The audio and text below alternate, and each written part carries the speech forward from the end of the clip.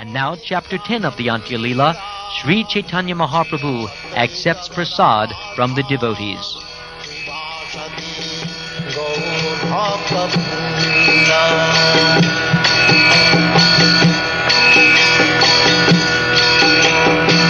Sri Krishna Caitanya Prabhu Nityananda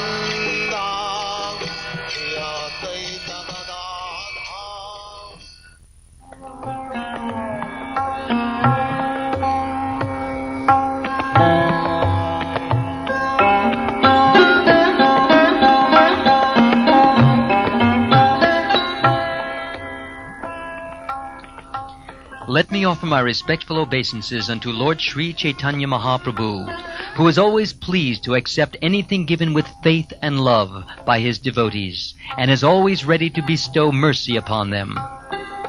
All glories to Sri Caitanya Mahaprabhu. All glories to Lord Nityananda Prabhu. All glories to Advaita Chandra. All glories to all the devotees of Lord Caitanya. The next year, all the devotees were very pleased to go to Jagannath Puri to see Sri Caitanya Mahaprabhu. Advaita Acharya Goswami led the party from Bengal. He was followed by Acharya Ratna, Acharya Nidhi, Srivas Thakur, and other glorious devotees. Sri Caitanya Mahaprabhu had ordered Lord Nityananda to stay in Bengal, but nevertheless, because of ecstatic love, Lord Nityananda also went to see him. Indeed, it is a symptom of real affection that one breaks the order of the Supreme Personality of Godhead, not caring for the regulative principles to associate with him. During the Ras dance, Krishna asked all the gopis to return home, but the gopis neglected his order and stayed there for his association. If one carries out Krishna's order, Krishna is certainly pleased. But if one sometimes breaks his order due to ecstatic love, that gives him millions of times greater happiness. Vasudev Dutt, Murari Gupta, Gangadas, Shriman Sain, Shriman Pandit, Akinchana Krishna Das, Murari Gupta, Garuda Pandit, Buddhimanta Khan, Sanjay Purushottam, Bhagavan Pandit, Shuklambar Brahmachari, Nrsingananda Brahmachari, and many others joined together to go to Jagannath Puri. It would be impossible to mention the names of them all. The inhabitants of Kulinagram and Kanda also came and joined. Shivananda Sain took the leadership and thus started taking care of them all.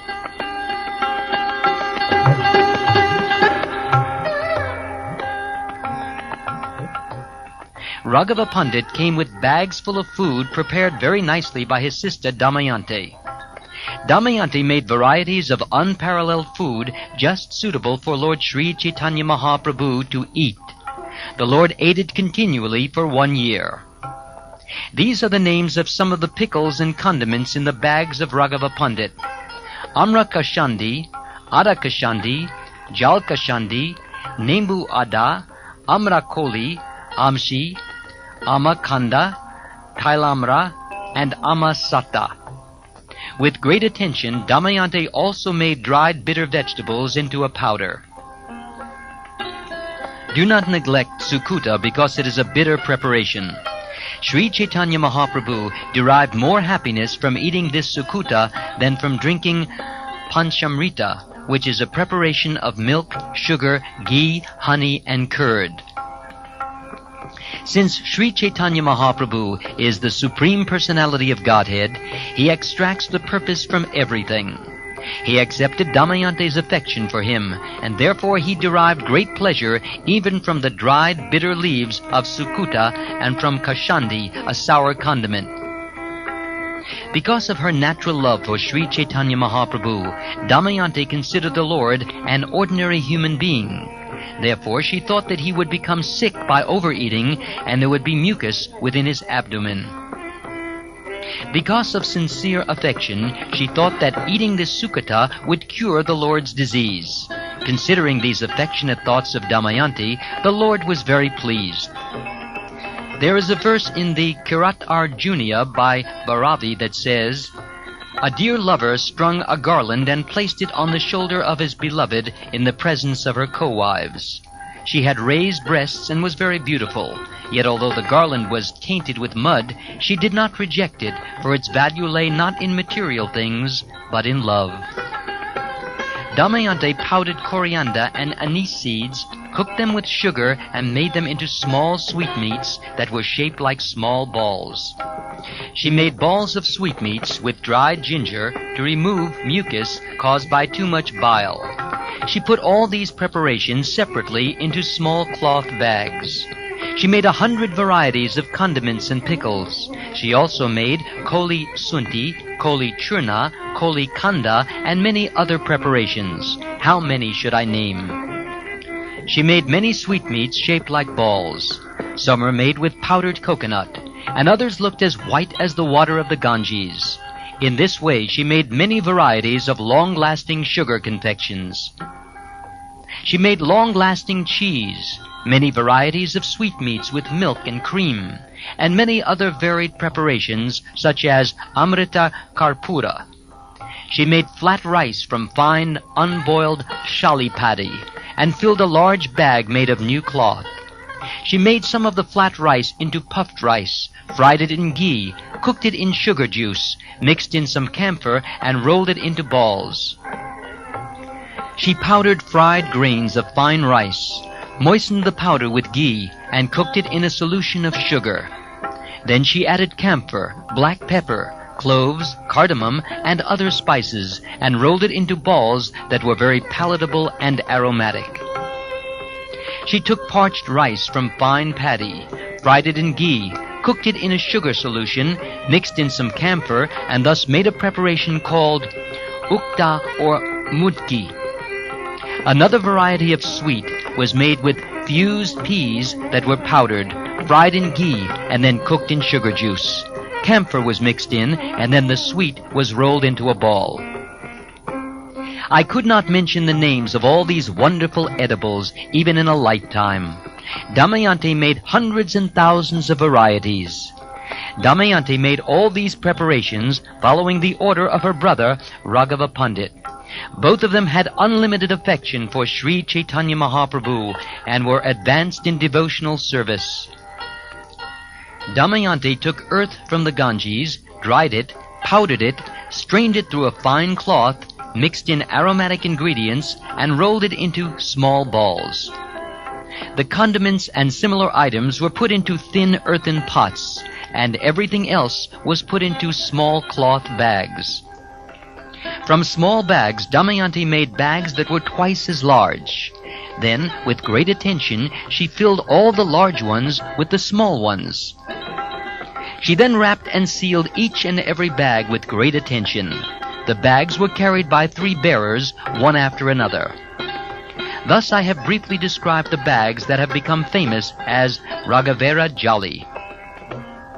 The superintendent for all those bags was Makaradvaj Kada, who kept them with great attention like his very life.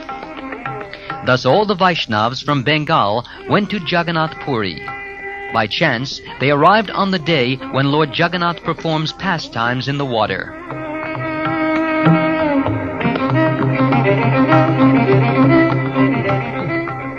Boarding a boat in the waters of Narendra Sarovara, Lord Govinda performed his water pastimes with all the devotees.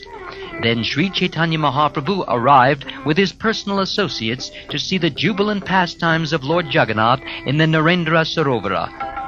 At the same time, all the devotees from Bengal arrived at the lake and had a great meeting with the Lord. All the devotees immediately fell at the lotus feet of Sri Caitanya Mahaprabhu, and the Lord lifted and embraced every one of them. The Gaudiya Sampradaya, consisting of all the devotees from Bengal, began congregational chanting. When they met the Lord, they began to cry loudly in ecstatic love. Because of the pastimes in the water, there was great jubilation on the shore, with music, singing, chanting, dancing, and tumultuous crying.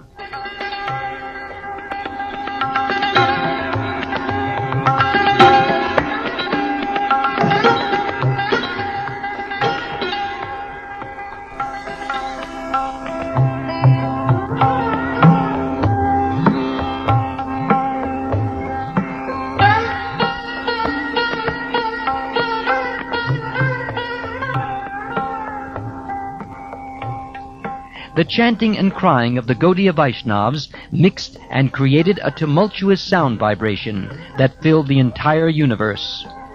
Sri Caitanya Mahaprabhu entered the water with his devotees and began his pastimes with them in great jubilation. In his Chaitanya Mangal, now known as Chaitanya Bhagavat, Vrindavan Das Thakur has given a detailed description of the activities the Lord performed in the water. There is no use describing here the activities of the Lord again.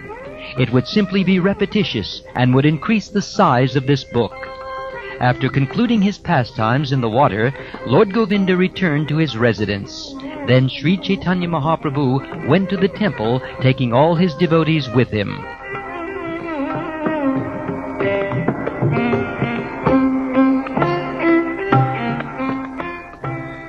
When Sri Caitanya Mahaprabhu returned to his residence after visiting the temple of Jagannath, he asked for a large quantity of Lord Jagannath's prasad, which he then distributed among his devotees so that they could eat sumptuously.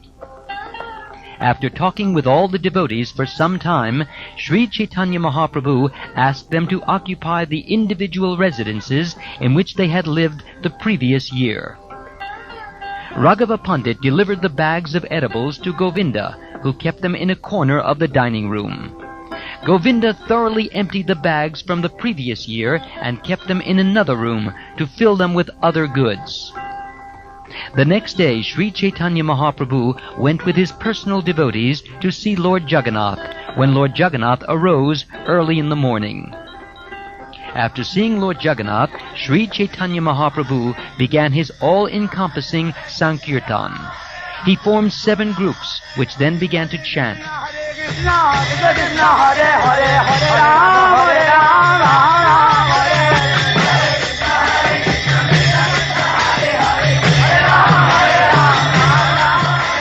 In each of the 7 groups was a principal dancer, like Advaitacharya and Lord Nityananda. The dancers in the groups were Vakrishvar Pandit, Achyutananda, Pandit Shrivas, Satyaraj Khan, and Narahari Das. As Sri Caitanya Mahaprabhu walked from one group to another, inspecting them, the men in each group thought, "The Lord is within our group." The congregational chanting made a tumultuous roar that filled the sky. All the inhabitants of Jagannath Puri came to see the kirtan.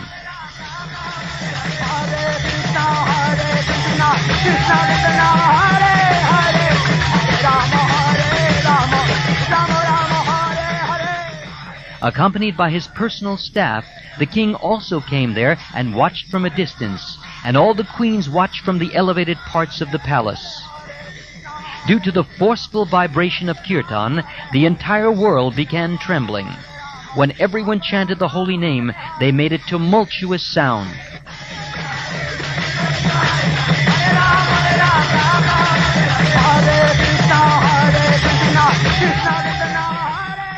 In this way, the Lord had congregational chanting performed for some time, and then he himself desired to dance.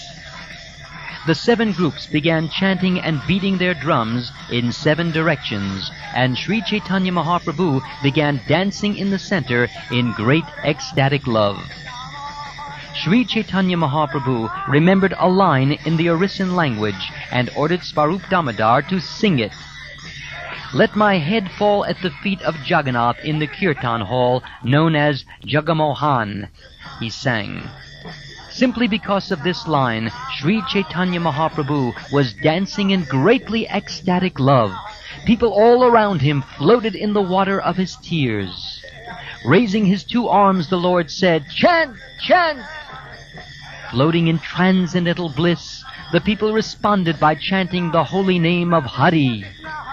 The Lord fell to the ground unconscious, not even breathing. Then suddenly he stood up, making a loud sound. The hairs on his body constantly stood up like the thorns on a simula tree. Sometimes his body was swollen, and sometimes lean and thin. He bled and perspired from every pore of his body. His voice faltered, unable to say the line properly. He uttered only, "Shajagaga Parimumu." All his teeth shook, as if each were separate from the others. Indeed, they seemed about to fall to the ground. His transcendental bliss increased at every moment. Therefore, even by mid-afternoon, the dancing had not ended. The ocean of transcendental bliss overflowed, and everyone present forgot his body, mind, and home.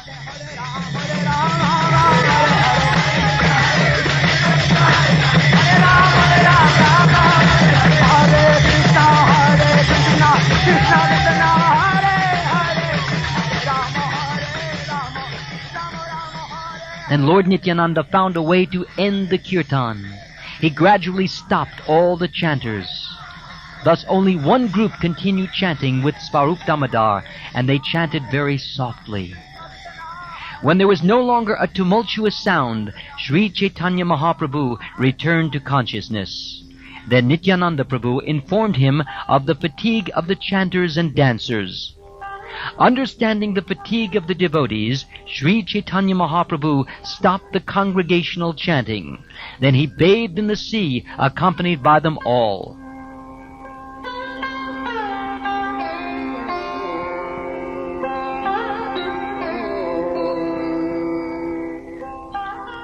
Then Sri Caitanya Mahaprabhu took prasad with all of them, and then asked them to return to their dwellings and take rest.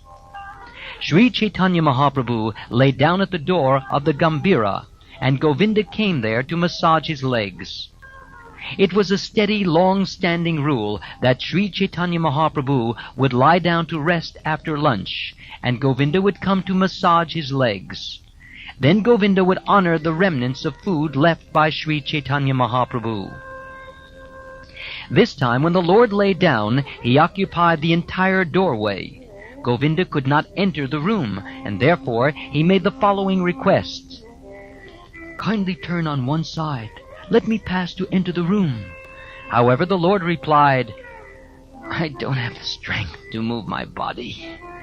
Govinda made his request again and again, but the Lord replied, "I cannot move my body." Govinda repeatedly requested, "I want to massage your legs." But the Lord said, "Do it or don't do it. It depends on your mind." Then Govinda spread the Lord's wrapper over the Lord's body, and in this way entered the room by crossing over him. Govinda massaged the Lord's legs as usual. He pressed the Lord's waist and back very softly, and thus all the Lord's fatigue went away.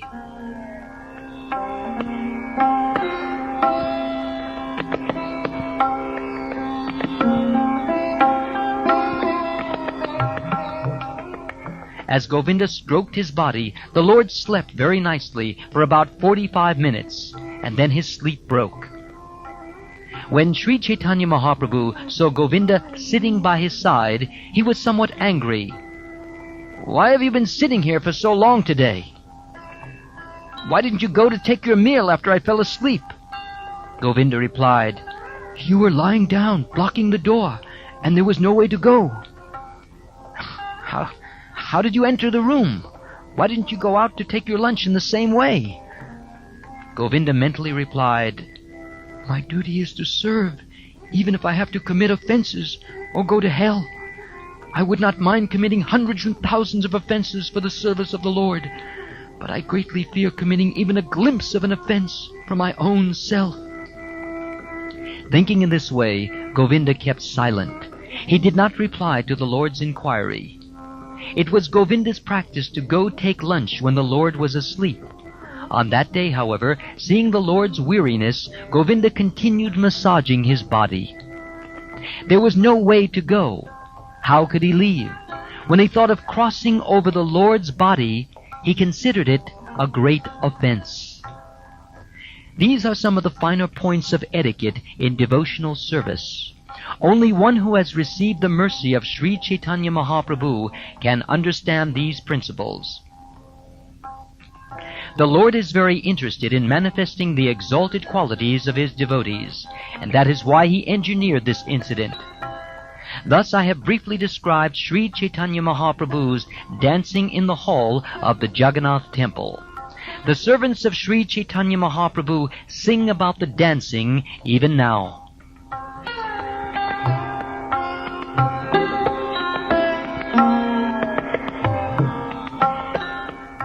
accompanied by his personal associates, Sri Caitanya Mahaprabhu washed and swept the Gundicha temple, cleansing it as usual. The Lord danced and chanted and then enjoyed a picnic in the garden as he had done before. As previously, he danced in front of the Jagannath cart and observed the festival of Heda Panchami. All the devotees from Bengal stayed in Jagannath Puri for 4 months of the rainy season and observed many other ceremonies such as the anniversary of Lord Krishna's birth. Formerly, when all the devotees had arrived from Bengal, they all desired to give Sri Caitanya Mahaprabhu something to eat.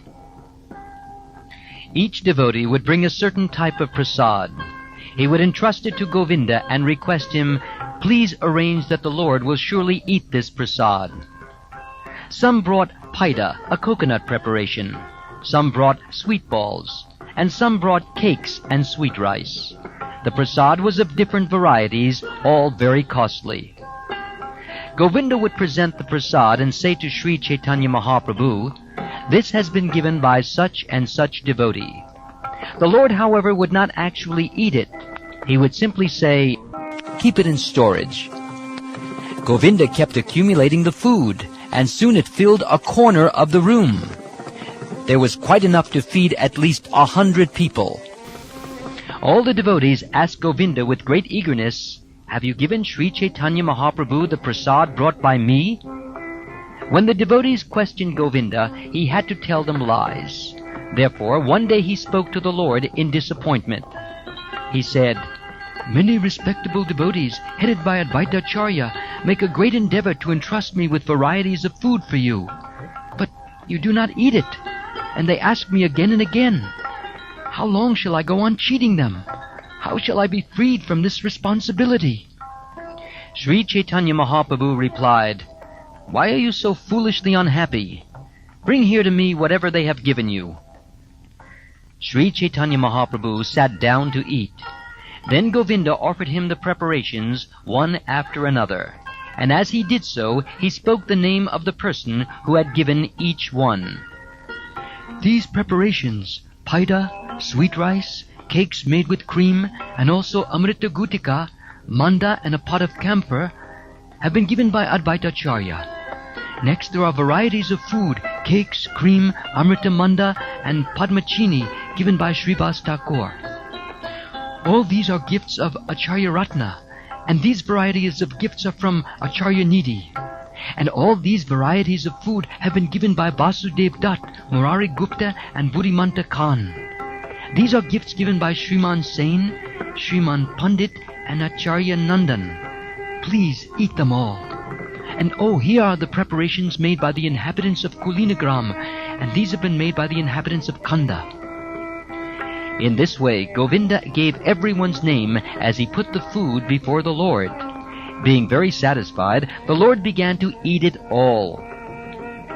The hard sweets made of coconut, mukuta narikela, the sweet balls, the many kinds of sweet drinks, and all the other preparations were at least a month old. But although they were old, they had not become tasteless or stale. Indeed, they had all stayed fresh. That is the mercy of Sri Caitanya Mahaprabhu. Within a very short time, Sri Caitanya Mahaprabhu ate enough for 100 people. Then he asked Govinda, "Is there anything more left?" Govinda replied, "Now there are only the bags of Raghava." The Lord said, "Let them remain today. I shall see them later."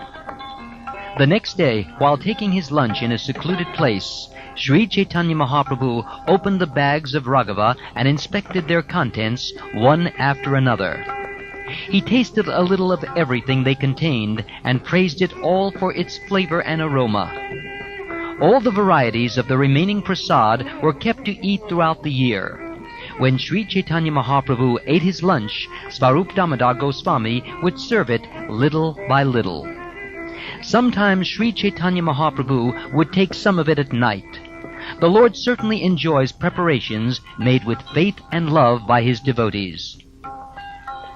Thus Sri Caitanya Mahaprabhu spent the entire period of Chaturmasya, the 4 months of the rainy season, in the happiness of discussing topics of Krishna with his devotees.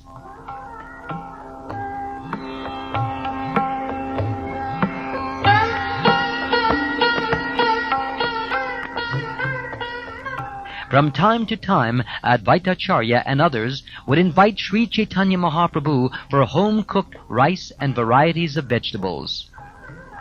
They offered pungent preparations made with black pepper, sweet and sour preparations, ginger, salty preparations, limes, milk, yogurt, cheese, 2 or 4 kinds of spinach, soup made with bitter melon, eggplant mixed with nimba flowers, and fried patola.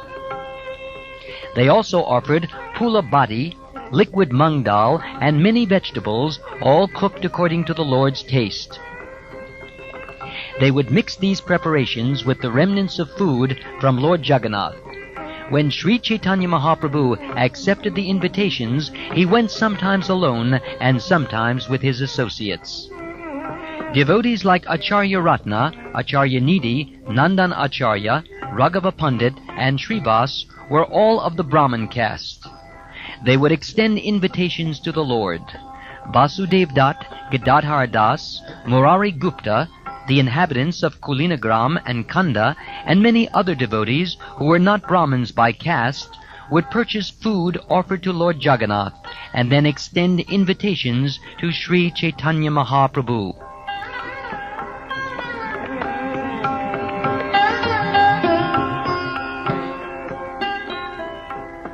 Now hear about the invitation Shivananda Sain extended to the Lord.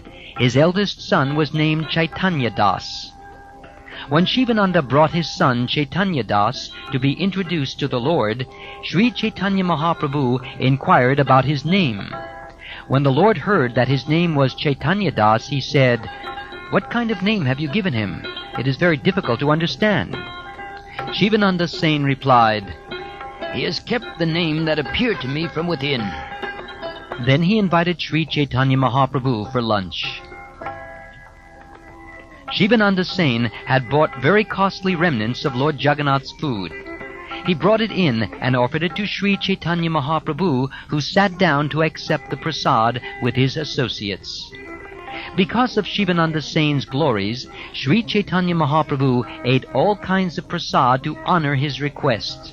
However, the Lord ate more than necessary, and therefore his mind was dissatisfied. The next day, Chaitanya Das, the son of Shivananda Sain, extended an invitation to the Lord. He could understand the Lord's mind, however, and therefore he arranged for a different kind of food. He offered yogurt, limes, ginger, soft vada, and salt. Seeing all these arrangements, Sri Chaitanya Mahaprabhu was very pleased. Sri Chaitanya Mahaprabhu said, "This boy knows my mind. Therefore I am very satisfied to keep his invitation." After saying this, the Lord ate the rice mixed with yogurt and offered Chaitanya Das the remnants of his food. The 4 months of Chaturmasya passed in this manner, with the Lord accepting invitations from his devotees. Because of a heavy schedule of invitations, however, some of the Vaishnavas could not get an open day on which to invite the Lord. Gadadhar Pandit and Sarvabhauma Bhattacharya had fixed dates on which Sri Chaitanya Mahaprabhu would accept their invitations every month. Gopinathacharya, Jagadananda, Kashishvar, Bhagavan, Ramabhadracharya, Shankara, and Vakrishvar, who were all Brahmins, extended invitations to Sri Chaitanya Mahaprabhu and offered him food cooked at home, whereas other devotees would pay 2 panas of small conch shells to purchase Jagannath's prasad and then invite the Lord.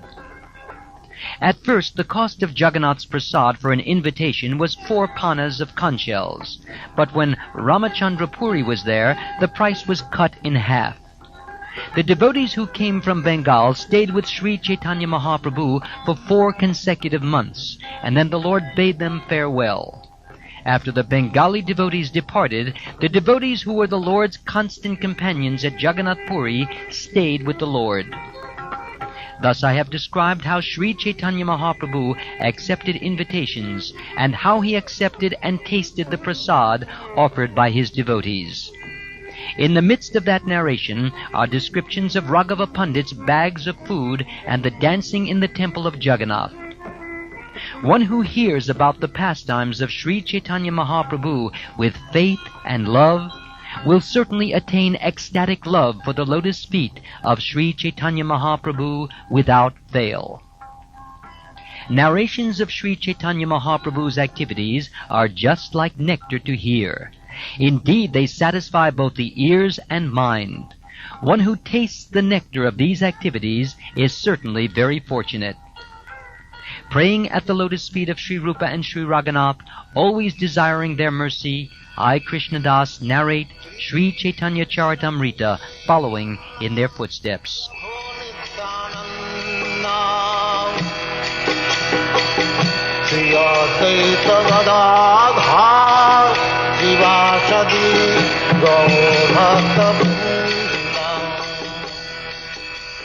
This ends Chapter 10 of the Antya Leela. Lord Chaitanya accepts prasad from the devotees.